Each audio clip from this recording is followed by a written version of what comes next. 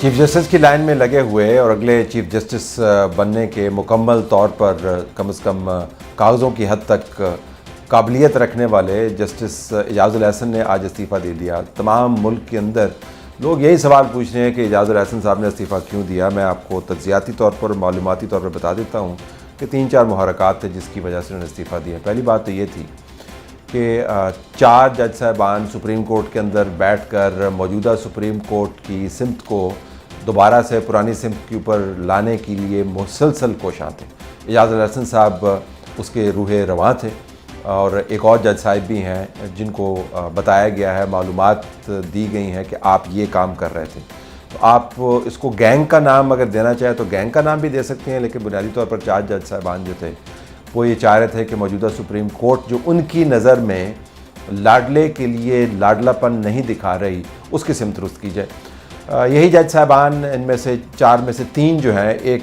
اس کے سامنے جب معلومات رکھی گئی تو انہوں نے تو اس سے کہا جی کہ میرا تو اس کے ساتھ کوئی لینا دینا ہے نہیں۔ یہ بھی سوچ رہے تھے کہ جسٹس قاضی فائز عیسیٰ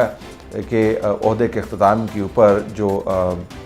اس سال کے آخری عشرے کے اندر وہ ختم ہو جائے گا، اکتوبر آنورڈ، جو کچھ بھی جسٹس قاضی فائز عیسیٰ نے کیا ہوا ہے اس کو ہم نے پلٹانا کیسے ہے۔ تو پلٹانے کے اندر کورٹ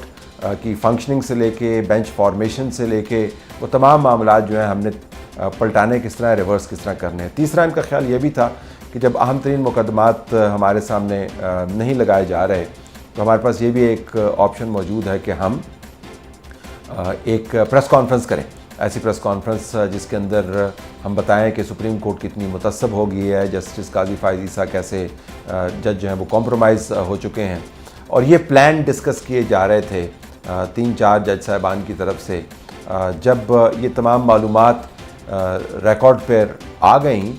اور ان کے سامنے یہ معلومات رکھی گئیں تو ایک اطلاع کے مطابق ان کے پاس کوئی آپشن نہیں تھا کہ یہ ریزائن کر جائیں۔ تبھی آپ اگر ان کے استعفے دیکھیں تو وہ بالکل ہی پھسپھسے استعفے ہیں۔ اگر کسی نے اصولی موقف کو اپناتے ہوئے استعفیٰ دینا ہوتا ہے تو استعفیٰ اس کے لیے ایک آخری اور انتہائی کارآمد اور خطرناک ایکسپلوسو قسم کا ہتھیار موجود ہے، کیونکہ آپ جا تو رہے ہیں، آپ نے کوشش اپنے کر کے دیکھ لی اور اس کے بعد آپ نے یہ فیصلہ کر دیا کہ اس کوشش کو بانتیجہ میں نہیں بنا سکتا، تو پھر آخری حربہ میرے پاس یہ کہ میں استعفیٰ دے جاؤں۔ تو یہ وہ ڈاکومنٹ ہے جو آپ کی وصیت کی طرح مکمل طور پر آنیسٹ ہو سکتی ہے۔ اس کے اندر جو آپ کا دل چاہے آپ لکھ لیں، اس کے اوپر کوئی قدغن نہیں ہے۔ آپ کا پین کسی نے نہیں پکڑا ہوا، آپ کی گردن کسی نے نہیں ناپی ہوئی، کیونکہ آپ نے سسٹم سے جان چھڑانے کا یا سسٹم سے نکلنے کا فیصلہ کر دیا ہے۔ ان کے جو سب سے پھسپھسے، سب سے بے وقت اور سب سے بے جان استعفے اگر آپ کوئی سوچ سکتے ہیں وہ ان دونوں جج صاحبان کے استعفے ہیں، کیونکہ بنیادی وجہ یہ ہے کہ جس بنیاد پر ان سے استعفے ان کو دینے پڑے وہ بنیاد بہت ہی تکڑی ہے۔ اس کے ساتھ ساتھ اعجاز الحسن صاحب کے دوسرے مسائل بھی تھے، کیونکہ وہ اور اس کا تعلق ان معلومات سے نہیں ہے جو میں نے آپ کو دیا، ایک عمومی سیاق و سباق ہے۔ یہ ٹکے رہتے اگر ان کو یہ پتہ ہوتا کہ میرے ساتھ جو حمایتی جج ہیں ان کا پورا ٹولہ آگے چلتا رہے گا۔ حمایتی جج صاحبان جن سے یہ فائدہ اٹھاتے رہے وہ تو ایک ایک کر کے چل دیے اور چاروں چیف جسٹس بن گئے۔ ثاقب نثار جو فراڈلنٹ جورسپروڈنس کے دادا سمجھے جاتے ہیں وہ چلے گئے، کھوسا صاحب چلے گئے جو اپنی ایکسٹینشن کے رولے کے اندر خود بھی کافی انہوں نے وقت کھوئی اور ادارے کو بھی کافی تذلیل کا سامنا کرنا پڑا۔ گلزار صاحب جنہوں نے عملاً اپنی کورٹ بندیال صاحب اور اعجاز الحسن کے حوالے کی ہوئی تھی، اور بندیال صاحب خود جن کے اوپر جب زور پڑا، میں آپ کو مزے کی بات بتاتا ہوں، جب اسٹیبلشمنٹ کو انہوں نے کچھ وعدے کیے نظام کو خراب نہ کرنے کے، اور نظام کے اندر وہ خرابی لاتے رہے، چاہے ان کا تعلق الیکشن کی ڈیٹ سے ہو، چاہے ان کا تعلق ووٹنگ والے فیصلوں سے ہو، چاہے اس کا تعلق پنجاب اسمبلی کی ڈیوریشن سے ہو،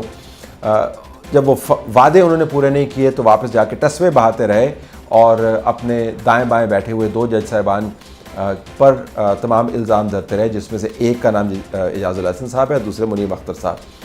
وہ بندیال صاحب اسٹیبلشمنٹ کو جا کے رپورٹ کرتے رہے کہ یہ دونوں جج صاحبان ہیں جو مجھے کام نہیں کرنے دیتے، ورنہ میں تو سمجھتا ہوں کہ کورٹ کو ان معاملات کے اندر نہیں پڑھنا چاہیے۔ اب یہ تمام لوگ جب چلے گئے تو اعجاز الحسن صاحب اپنے آپ کو بہت لونلی محسوس کر رہے تھے۔ یہ وہ لوگ ہیں جس کو میں مسلسل اسٹیج کے اندر لاہوری گروپ کہتا ہوں۔ یہ لاہوری گروپ جو ہے یہ ایتھنک باعث بھی رکھتا ہے،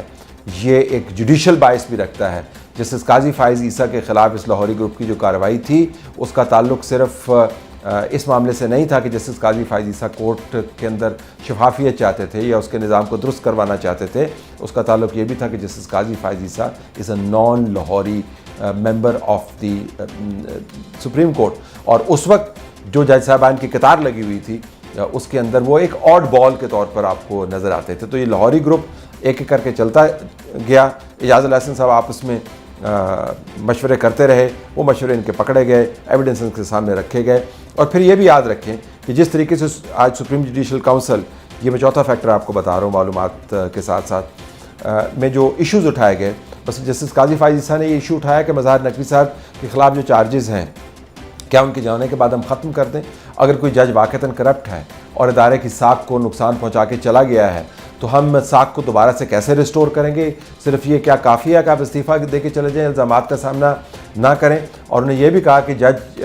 استعفیٰ دو وجوہات کی بنیاد پر دیتا ہے، ایک تو یہ کہ اس کے خلاف شکایتیں جھوٹی تھیں لیکن اس پر پریشر بہت تھا، دوسرا یہ کہ الزامات درست تھے اور جج اس کا سامنا نہیں کرنا چاہتا تھا۔ تو آج سپریم جوڈیشل کاؤنسل نے اپنی کارروائی جاری رکھی۔ امید یہ کی جاتی ہے کہ مظاہر نقوی صاحب کے بارے میں جو الزامات لگے ہیں ان کی تحقیقات کا باقاعدہ آرڈر بھی جاری کیا جائے گا۔ اعجاز الاحسن صاحب کے بارے میں بھی ریفرنسز کی تیاری کی ہم خبر سن رہے تھے، میں اس کو کنفرم نہیں کر سکتا لیکن ہوا میں یہ گردش کر رہی ہے، تو عین ممکن ہے کہ یہ پریشر بھی ان کے اوپر ہو کہ اگر میرا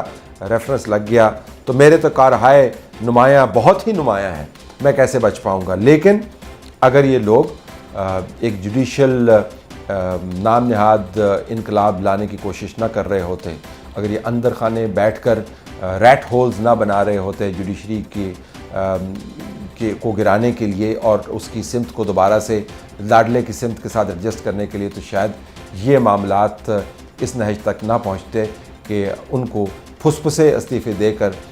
اپنی عزت کو بچاتے ہوئے نکلنا پڑتا۔ عزت بچی نہیں بدقسمتی کے ساتھ، کیونکہ کارنامے ہی ایسے ہیں کہ عزت بچ نہیں سکتی۔ تو اعجاز الاحسن صاحب جو ثاقب نثار کے ساتھ بیٹھ کر ہنستے ہوتے تھے جب یہ کہا جاتا تھا کہ یہ 2-3 ایم پیز کیا ہیں میں تو ان کو ویسے ہی فارغ کر دوں گا، آج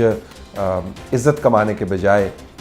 بہت رسوا ہو کر سپریم کورٹ سے نکلے ہیں۔ وہ سپریم کورٹ جہاں پر اگر اسی طریقے سے کام کرتے رہتے تو سینیورٹی میں اس سال کے اندر چیف جسٹس بن سکتے تھے۔